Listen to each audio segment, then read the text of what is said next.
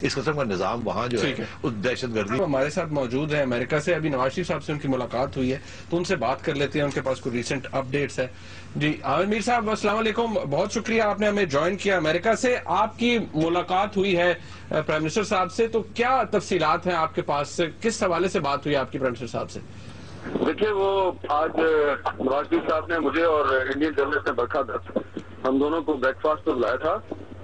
تو کل جو ان کی منموہن سنگھ صاحب کے ساتھ ملاقات ہونے والی ہے اس کے بارے میں ہماری زیادہ بات چیت ہوتی رہی.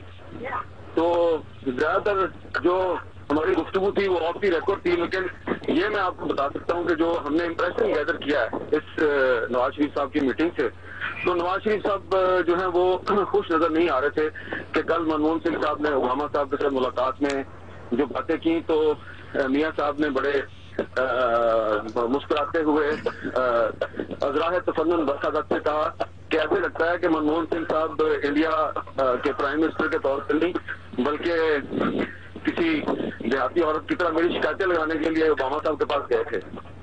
تو اس میں کافی ہماری باتیں ہوئی ہیں ان کے ساتھ, اور جو بیک ڈور چینل سے بات چیت ہو رہی تھی انڈین گورنمنٹ کے ساتھ اس کی بھی تفصیلات ہمیں انہوں نے شیئر کی ہمارے ساتھ. وہاں پہ سرتاج عزیز صاحب اور جو فورن سیکرٹری جیلانی صاحب وہ بھی موجود تھے, کافی ساری انہوں نے باتیں ہمیں بتائی ہیں. تو نواز شریف صاحب زیادہ ہوپ فل نظر نہیں آ رہے. ان کا یہ خیال ہے کہ خود منموہن سنگھ اس وقت کافی کمزور ہیں, اور راہل گاندھی نے ان کے ساتھ کل جو کیا ہے اس کے بعد منموہن سنگھ صاحب کی انڈیا میں جو کریڈیبلٹی ہے وہ کافی خراب ہو گئی ہے, اور ان کے ساتھ وہ اس پوزیشن میں نہیں ہے کہ پاکستان کی گورنمنٹ ان کے ساتھ کو بڑا بریک تھرو کرے.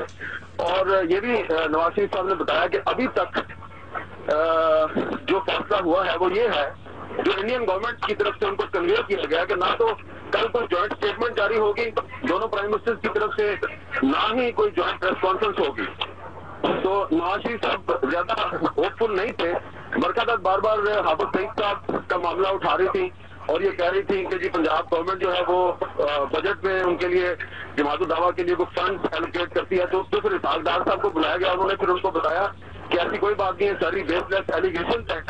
تو وہ مجموعی طور پہ جو ہمیں لگ رہا ہے کہ کل ایک نمائشی سی ملاقات ہوگی اور اس میں کوئی بڑا جو بریک تھرو ہے اس کا کوئی امکان نہیں ہے. نواز شریف صاحب نے یہ کہا, ہمیں بتایا کہ ہم نے یہ پرپوز کیا تھا انڈین گورنمنٹ کو بیک چینل سے کہ جو ایل او سی پہ جو کچھ افسوسناک واقعات ہوئے ہیں ان کی انویسٹیگیشن کے لیے یونائٹڈ نیشن کی کوئی ریکویسٹ کی جا سکتی ہے کہ کوئی انکوائری کمیشن میں آ جائے, لیکن انڈین گورنمنٹ جو ہے وہ اس پہ تیار نہیں ہوئی.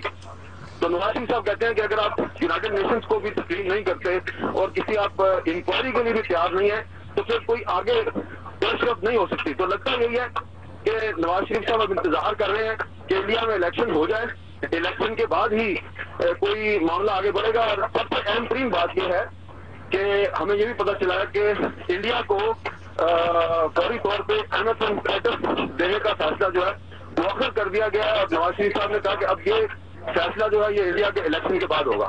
جی منیب صاحب.